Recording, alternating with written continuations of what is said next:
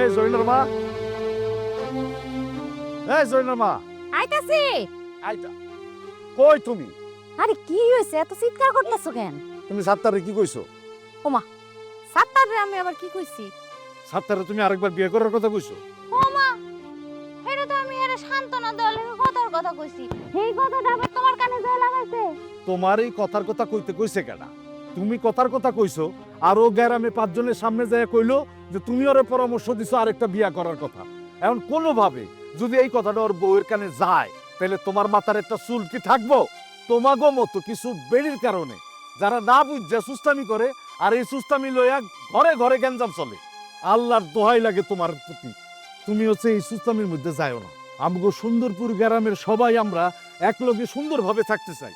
এর লিগে তো আমি কারো বাড়ি যাই না, কোনো বেডিগো লগে কথা কই না। এতদিন জানতাম বেডিরা কথা লাগে, এখন তো এই বেড়াও কথা লাগে। হলো জরিনার মা, তোমার আমি সাবধান করে কয়ে দিতেছি, তোমার দ্বারা আর যেন এই ধরনের একটা সুস্তামি কথা না আসলে মাথায় রাখো।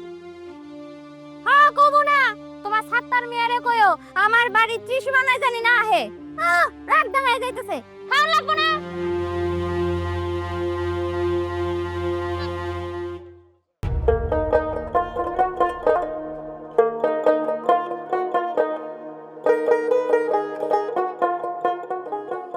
আর মেম্বার দোস্ত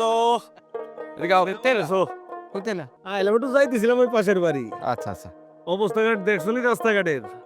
চেষ্টা তো করতেছি। নির্বাচন তো আইয়ে পড়ছে, কি চিন্তা ভাবনা করলাম মেম্বার। কি আর চিন্তা করুন, তোমরা যদি চাও আমি এইবারও ইলেকশন করবো। ইলেকশন তো তোমার করতেই হইব, কিন্তু এবার এই গ্রামের তে যে আরো কিছু প্রার্থী হইতেছে এটা কিন্তু আমি খবর পাইছি। হইলে আমি কি করুন, আমার কি করার আছে কও? কি করবা এটা কথা না, যদি ওদেরকে বসানো না যায় তাহলে এই গ্রামে কিন্তু এই জীবনে মেম্বার আসবে না।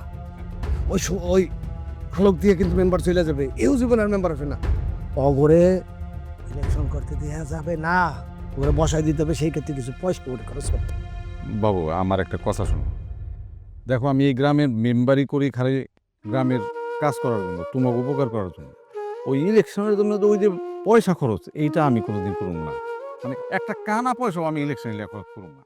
সব ঠিক আছে, তোমাকেও আসলে ভালো বুদ্ধি দিতে গেলে তোমরা নিতে চাও না, তোমরা যা বোঝো। আমরা তো বাবা আমি তোমার বন্ধু মানুষ। তুমি যদি এই গ্রামটা কোনোভাবে ফেল করো, আমার একটু নিজের একটু লজ্জা লাগবে না? কত মেম্বার না সব ঠিক আছে, এবার কিন্তু আমার একটা কথা শোনো, ধরো আমি পয়সা খরচ করে মেম্বার হইলাম, আমি যদি পয়সা খরচ করে মেম্বার হই তাহলে কি আমি সৎভাবে গ্রামের কামটা করুম না করুম কি না কো? তখন আমার কি ইচ্ছা হইব না যে এই পয়সাটা আমি খরচ করলাম সেটা উঠাই? তুমি আমার বন্ধু মানুষ, যদি তুমি মেম্বারতে ফেল করো আমার খারাপ লাগবে না? আমার দোস্ত ফেল করছে, পয়সা করিলে তো বড় জিনিস না, আমাকে ইজ্জতটা তো বড়, এই গ্রামের ইজ্জতটা তুমি দেখবা না মেম্বার? আমরা সারা জীবন মেম্বার হয়ে যাচ্ছি, আজকে যদি আমাকে মেম্বারটা চলে যায় হালকা কিছু পয়সা করির জন্য, আমি ব্যবস্থা করবো নি কিছু, আমি ব্যবস্থা করবো, তুমি ওটা মাথায় নিও না।